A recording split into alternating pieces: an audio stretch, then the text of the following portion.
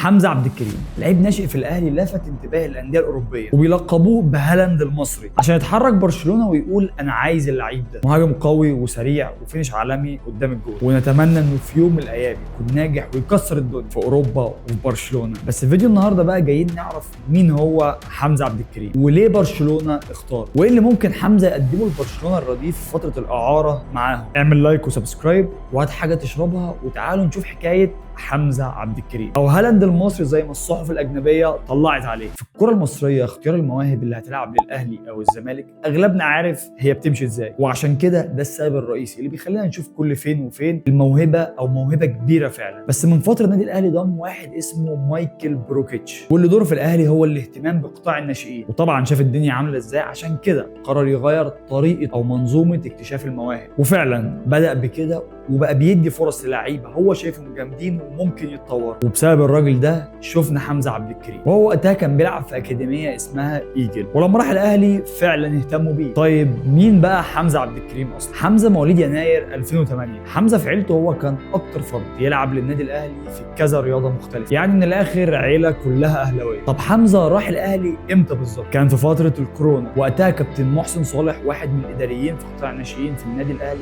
اتواصل مع كابتن خالد بيبو وقال له في واحد من الموهوبين عايزك تشوفه وتقيمه. وكابتن خالد بيبو تواصل مع كابتن تاني اسمه اسامه زكي وقال له ان في ولد مواليد 2008 بيلعب مهاجم عشان يدخله في دوره المهاجمين اللي هو عاملها. وبيقول انه بعد نص ساعه اتصل بكابتن خالد بيبو وقال له حمزة هو المهاجم اللي الاهلي بيدور عليه. وعلى طول تم التعاقد مع حمزة عبد الكريم ودخل فريق الناشئين، والسنه دي تم استدعاء حمزة عشان يكون موجود في الفريق الاول عشان يلعب في الماتشات اللي الاهلي كان بيلعب بيها بالاحتياط او بالناشئين. بس حمزة لمع اكتر مع المنتخب في بطوله افريقيا تحت 19 سنه، سجل 3 اهداف وظهر بمستوى كبير عشان يلفت في البطوله دي انتباه نادي فاينورد الهولندي اللي كان عايز اللاعب. وفي كاس العالم تحت 19 سنه هو اللي عمل فيه اداء خرافي رغم ان المنتخب خرج بدري وما كملش، وبسبب الاداء ده هو اللي لفت كشافين النادي الكتالوني. طب في سؤال انت اكيد سالته، ليه نادي بحجم برشلونه ممكن يفكر ويراقب ناشئ مصري افريقي؟ سياسه برشلونه حاليا انهم يشوفوا مواهب في افريقيا، وعشان كده راحوا لموهبه حمزة عبد الكريم. وبعد كاس العالم اتواصل نادي برشلونه مع النادي الاهلي. برشلونه الاول عرض من غير فلوس، هياخد اللاعب يلعب مع الرجل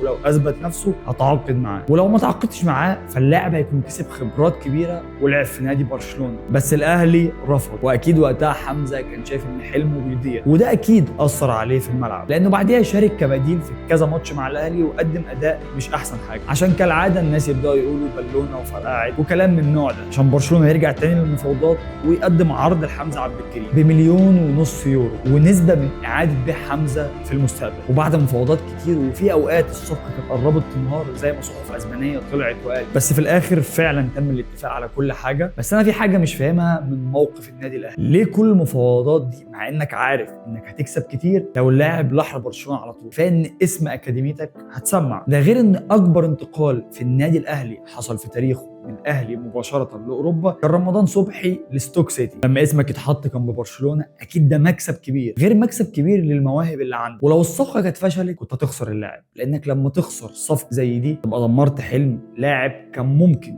يروح بعيد ومستواه كان هيقع وكنت هتسيبه ويروح لاي نادي في الدوري. واللي انا بقوله ده مش سيناريو خيالي، ده واقع بيحصل كتير في الكره المصريه. اتمنى ان الصفقه دي فعلا تكون السبب بالاهتمام بالشباب والمواهب، ونهتم باي موهبه اذا كان في الاهلي او الزمالك او الاسماعيلي، عشان في المستقبل يكون عندنا منتخب فيه لعيبه بجد تستاهل تشيل اسم مصر زي منتخب السنغال والمغرب. وبس كده نتمنى نجاح حمزة عبد الكريم مع برشلونه، وانا كبرشلوني مبسوط جدا بالصفقه دي، وان شاء الله حمزة عبد الكريم يكون بديل ليفاندوفسكي في برشلونه. لو وصلت لحد هنا اعمل لايك وسبسكرايب. شكرا للمشاهده، اشوفكم الفيديو الجاي، سلام.